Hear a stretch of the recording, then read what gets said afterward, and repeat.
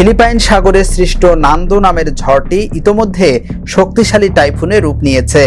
দেশটির রাষ্ট্রীয় আবহাওয়া ব্যুরো জানিয়েছে, ঝড়টি আগামী রোববারের মধ্যেই সুপার টাইফুনে পরিণত হতে পারে। ফিলিপাইনের আবহাওয়া অধিদপ্তর জানায়, নান্দো বাতানেশ বাবুয়ান দ্বীপপুঞ্জের পাশ দিয়ে অতিক্রম করবে। এ কারণে বাতানেশ, কাগায়ান, ইলোকোস নর্তে ও ইলোকোস সুরের উপকূলবর্তী এলাকায় জলোচ্ছ্বাস ও প্লাবনের ঝুঁকি রয়েছে। ইতোমধ্যে এসব এলাকায় সতর্কতা জারি করা হয়েছে।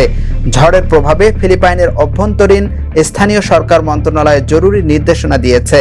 ঝুঁকিপূর্ণ এলাকার বাসিন্দাদের দ্রুত নিরাপদ আশ্রয়ে সরে যেতে বলা হয়েছে।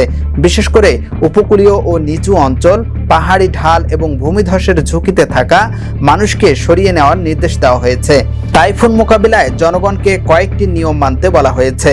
এর মধ্যে রয়েছে সমুদ্রে সব ধরনের নৌযান চলাচল বন্ধ রাখা, মদ্যপান নিষিদ্ধ করা এবং আবহাওয়া স্বাভাবিক না হওয়া পর্যন্ত ছোট নৌকা ও মাছ ধরার ট্রলার সমুদ্রে না যাওয়া। এছাড়া জনগণকে সতর্ক থাকতে, কর্তৃপক্ষের নির্দেশ মেনে চলতে এবং স্থানীয় প্রশাসনের সঙ্গে সহযোগিতা করতে বলা হয়েছে।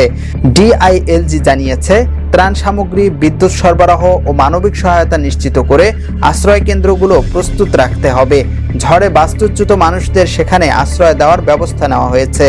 একই সঙ্গে স্বাস্থ্য বিভাগ ও উদ্ধারকর্মী দলগুলোকে প্রস্তুত থাকতে বলা হয়েছে। জলপথ পরিষ্কার রাখা, খনি ও পাথর এলাকা পরিদর্শন এবং বাঁধের অবস্থা নিয়মিত যাচাইয়ের নির্দেশও দেওয়া হয়েছে।